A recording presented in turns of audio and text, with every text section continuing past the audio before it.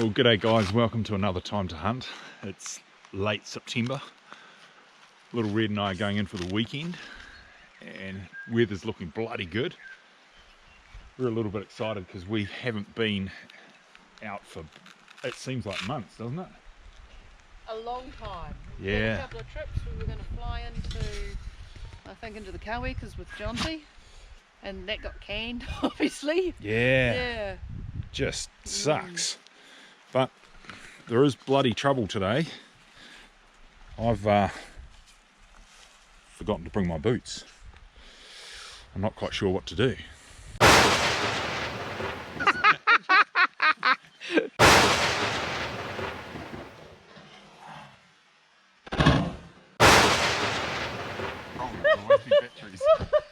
How do you want them?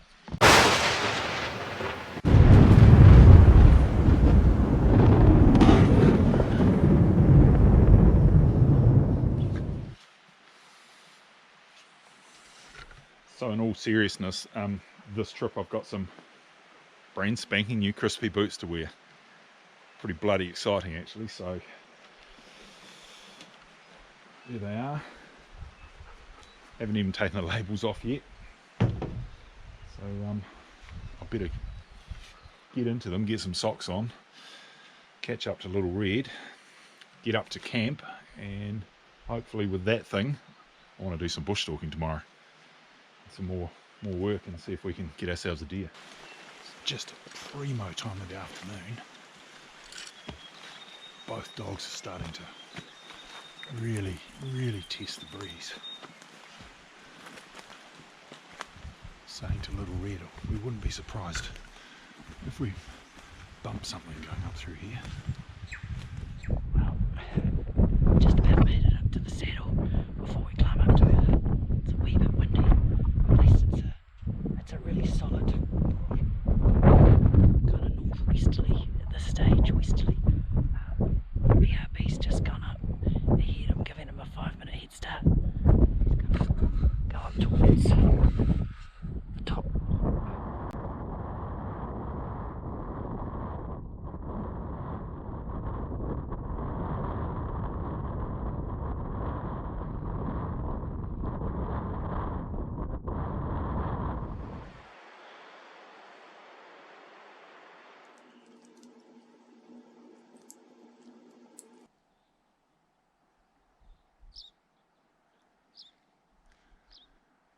Well, it's Saturday morning, cracker of a day. A little bit windier than Met Service forecast, but it's all good. I'm going to go and check out a few gullies with the binos first, and then if we have no luck there, then probably Panther and I will start bush hunting, see if she can find us a deer. We're down to sort of almost zero venison at home, so a little bit desperate, and haven't been out since that hunt before lockdown that I had to abandon because the weather was so bad. So very keen to get out there and see what's going on. Right, I better get on.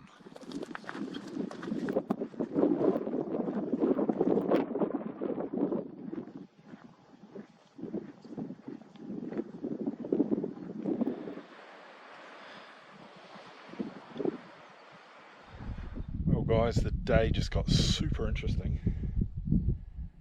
So little black claw here is basically 10 years old. She started to tag along on a few of our trips. We thought she'd just be the hut dog now. Emma's obviously got up this morning, probably for the call of nature, gone out to the loo. Dog's gone, you know, I want to go hunting. So she has tracked Annie and I, a K and a half, nearly 2 Ks from camp. It's always a challenge bush stalking with one dog. With 2 dogs, ooh, it's going to be interesting. I'll obviously keep Annie on a rope and hope that the other one stays in close. We might get close enough to poke a bit of lead into a seeker. We might not. been squealed at once this morning in the swirling wind down in the bush, but so that's a good sign. There's a little bit of sign around on the ground, but not much. Obviously the 1080 back in October, November has really smacked the sika population around. But it's too nice a day to turn around, go out to camp and do nothing, so I'm going to stick to plan A and go and do some circuits in the bush and see what happens. Wish me luck.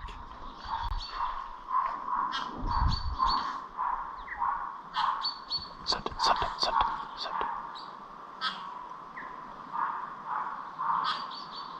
Sit, sit, sit, sit, sit.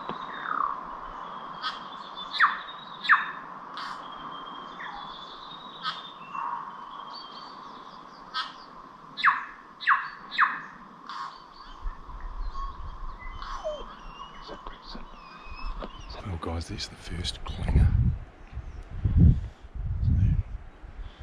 Old 10-year-old black claw, winded, straight off into the scrub, thick scrub and tussock. She's gone for a minute or two and then started that horrible foxy whining bark as she was chasing a sika. That went on for a minute or two. Then all went quiet and then it started up again. We've moved on and now she's caught us up. Wet as a shag, she's been in a deep creek somewhere, so that's one.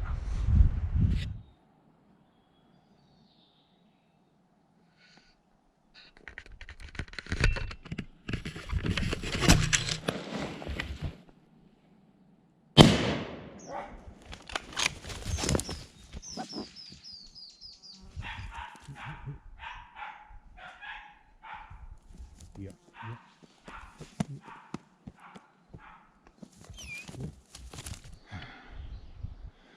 Well, geez, it's one of those days. So a 4-point stag just came through there as I was filming. Amy ran over here. I had a hurried shot. I may have hit it, but I'm not super confident. Should have dropped it on the spot. But she's gone off. We better go and have a look. Oh yes. Jeez. There is a hunting god after all. Our little red, your dog's still plucking. Far out. What a day. Sorry guys, I should have had that on film, but it was too fast. Damn. But we got what we came for. This little thing. Look at you. Look at you. Hey, how about you? Hey, is it good? Jeez. Oh, we've got some work to do. All is not lost. Amazing. Unbelievable. I honestly really didn't think I'd get a deer. Not with two, not with her, but I thought she might have slowed down in her old age, but she bloody well hasn't. That was one unlucky little stag. Why he was coming through here and where he was going, I don't know. He was in a bit of a hurry. So, great way for it to spend a Saturday morning, I tell you. It's pretty skinny. It's got a bit of meat on him, so he'll do. We can turn him into something delectable. Feed Emma and I for a bit. Friends on the barbie, so it's all good. Hey.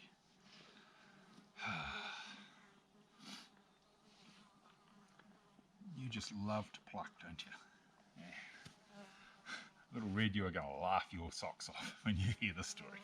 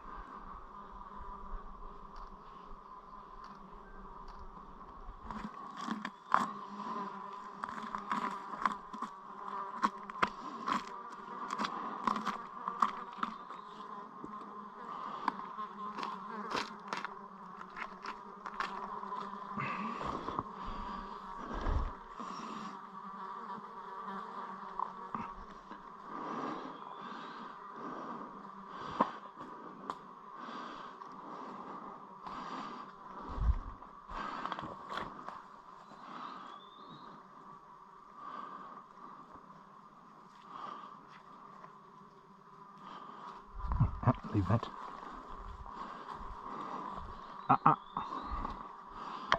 So quick butchery sessions completed. These are just cooling nicely in the breeze here in this beech tree. And little Red said to me last night, she said, if you get a deer tomorrow, you bring back the tongue and we'll simmer that in a pot. I read that tongues, obviously you don't have to hang them because you can eat them as they are straight away, so it'll be really interesting. So I've pulled the little tongue out. It'll be a tiny little entree, but we'll try that, see what happens. Might be a late lunch if I can get back in time. You're cold. Come over here.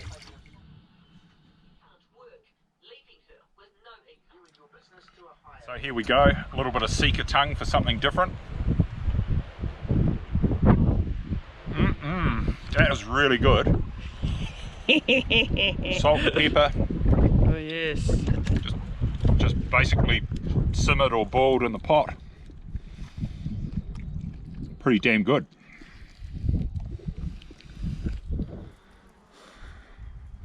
Be interesting to see if we come across any more deer and how tired bloody Blackclaw is and whether she wants to chase some more. Fingers crossed she doesn't.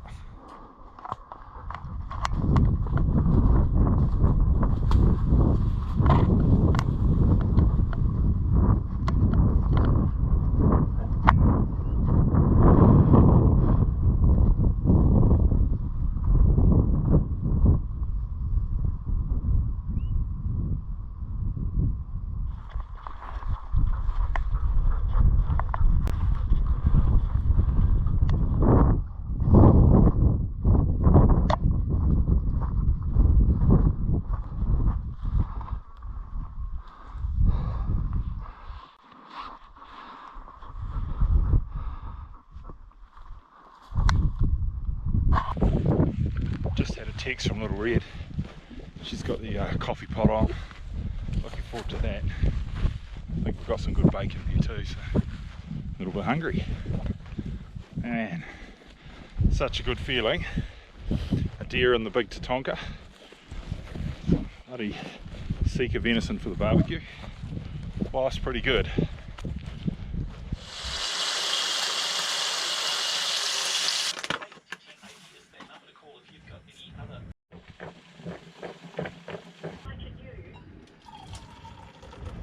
Come out for an evening hunt. As you can probably tell, the wind's pretty fresh.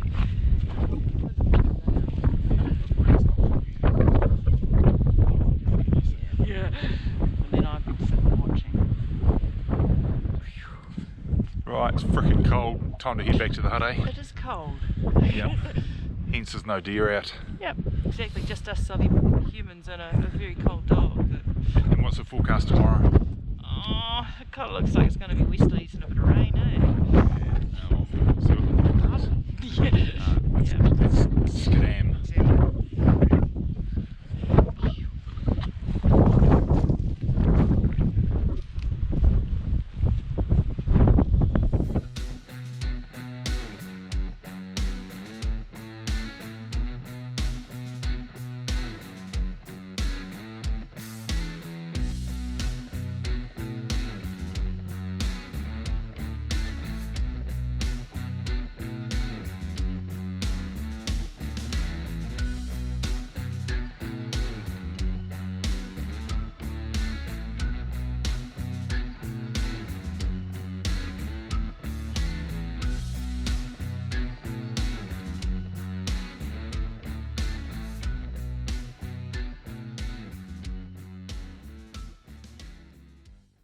So this is my 5 cents worth on hunting dogs. First of all, this is aimed at guys that are new to hunting. It doesn't matter whether you're 17 or 37. If you've just started hunting, do not race out and buy yourself a $3,000 hunting dog, because you're going to end up really, really disappointed. You may think you're going to get to the car park, release the dog, and it's just going to find you deer all over the place and you're going to become this legendary hunter. That is so far from the truth, it's not funny. So let's back up the cart and I'll tell you of my experiences. And number one is, I am no dog expert. A dog just does a few things for me, and occasionally it all comes together and we score a deer. And when it does, it's bloody awesome. So here's my 5 cents. If you're a new hunter and you really want a dog, go out, potentially look at getting yourself a little fox terrier. Now why I say this is A, they're small, they're cheap to run, they are good around camp, they're bloody amazing to fly in helicopters because they're light and they're little, and also they're not that high powered and hard to train. Yes, they will chase things because it's their natural thing, but if you can learn to hunt in bush with them or in open country and slip a little rope on, or even these days with an electronic bloody correction collar, it's not too hard to train one for deer. They're not going to cost you $3,000 like a big flash pointer or some of these other breeds. And what you've got to remember is, once you buy a dog, that's it, man. You've got them for the next 10 to 15 years. They become your best mate. They're a lifelong commitment. They're not something you just go and buy at the local hunting store and bloody well throw in the cupboard when you get home. You've got them for keeps. And what you put into them is what you get out. So what I'm saying is, maybe if you're really thinking about it, hang off for a year or two and learn your craft yourself, then get a dog. But if you can't wait, buy a small little compact dog that's cheap, that you're not going to spend $1 million on, and start putting the time and effort in.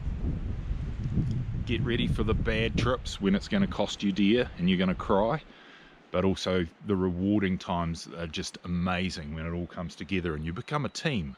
And that's what it's about, becoming a team with your dog. You basically learn to read them like a book. You're hunting watching them rather than looking ahead at what's coming up. You're watching what their nose is doing, what their body language is telling you. So what do I want my dog to do as a seeker hunter? Number one is I want my dog to indicate and tell me, the seeker, are there before they know I'm there. Because if you're bush stalking in beech forest like I like to do, and you're trying to be as sneaky, 99 times out of 100, a seeker deer will pick you up first. They've got it all over us. They've got the best nose, they've got massive big ears, and their eyesight's pretty bloody good. So what you're doing is you're countering this with another animal that's got the same thing. Sneaky, big ears, good nose, great eyes. So you're kind of playing a game of chess. And if you hunt into the wind, you win that game of chess.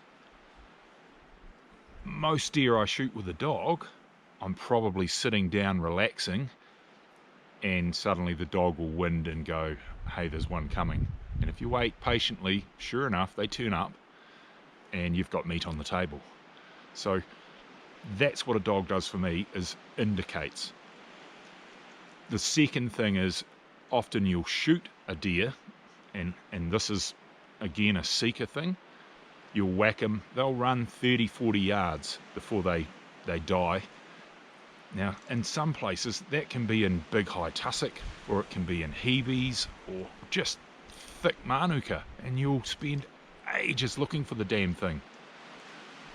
A good well-trained little dog will go and find that deer for you, and it's like, oh man, they'll find something in a couple of minutes that will have taken you half an hour, and sometimes you won't have found it and gone, oh, did I hit that or didn't I? You probably did. The dog will sort it out for you. So that's the reasons I love a dog. They're a bloody handy tool. That's kind of it in a nutshell, is you become a team. So it's not like a rifle or a pack. It's another animal that you have to care for keeps. There you go. That's my 5 cents on dogs. Hopefully you got something out of it. Right guys, Sunday lunchtime. The weather's about about to pack in, and it's forecast to start, bucketing. So we're out of here. We can literally see the rain coming. Yeah. It's as dark as dark. So Woo, yuck. been a bloody good weekend though. Really lucky. Yeah, so nice. Work tomorrow. All right, see you on our next adventure.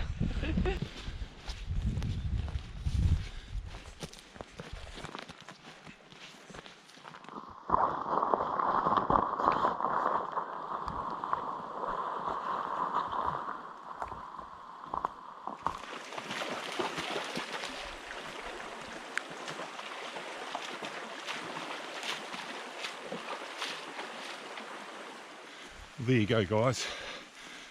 Brand new pair of Crispy boots this trip. If you want the best bush stalking boot on the market in New Zealand, especially you seeker hunters, I highly recommend them. So they're super comfy, super quiet. You can sneak around in the beech forest all day without making too much noise. And let's face it, I'm a big clunker, so I need to be sneaky and quiet, and these boots give me that. They're awesome. Now I can walk all day, get back to camp, feet feel good. So get along to your nearest retailer. If they don't stock them, ask them bloody well why. Because you don't want second best. You want to get out there and do it. All right, catch you on the next trip.